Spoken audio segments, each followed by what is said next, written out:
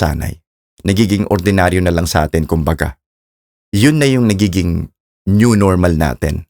Yung expectation natin kung sino tayo bilang tao, nagiging parte na or kasama na yung bagay na yun.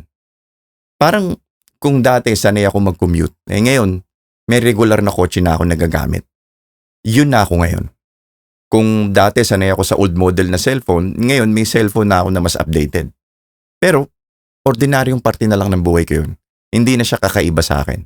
Kaya yung dating excitement, wala na. At dahil pa ulit-ulit na naoobserbahan to ng mga psychologists at mga experts sa ating mga tao, binigyan nila ng tawag to. Yan yung hedonic adaptation. Hedonic, ibig sabihin kaligayahan or enjoyment. Tapos adaptation, ibig sabihin yung pag-adjust or yung pagkasanay sa isang bagay. Sa Tagalog, parang nasasanay sa kasiyahan or pagkasanay sa saya. Parang ganon.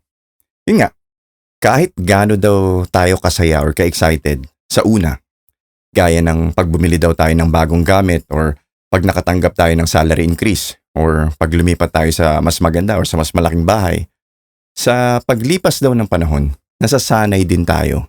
At yung saya na naramdaman natin nung simula, bumabalik lang din daw sa dati.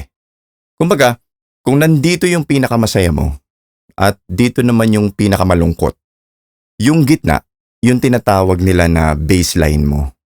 Yung saktong level lang ng emosyon mo, yung hindi ka sobrang saya at hindi ka din sobrang lungkot.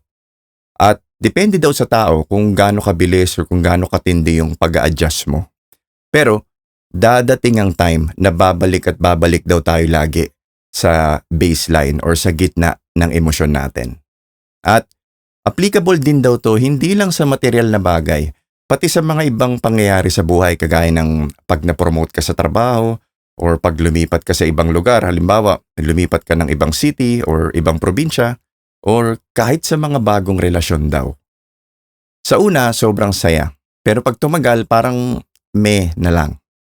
Nawawala yung thrill. Tapos nagiging normal na lang ulit lahat. Pero ang tanong, bakit kaya? 'Di ba? Bakit kaya may ganun tayong katangian na mga tao? Bakit kailangan mawala yung pakiramdam ng sobrang saya at yung sobrang pagka-excited?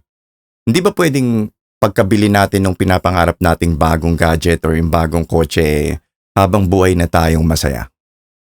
Well, iba-iba yung teorya ng mga psychologists at ng mga experts dito. Una, yung tinatawag na sensory adaptation. Sa Tagalog,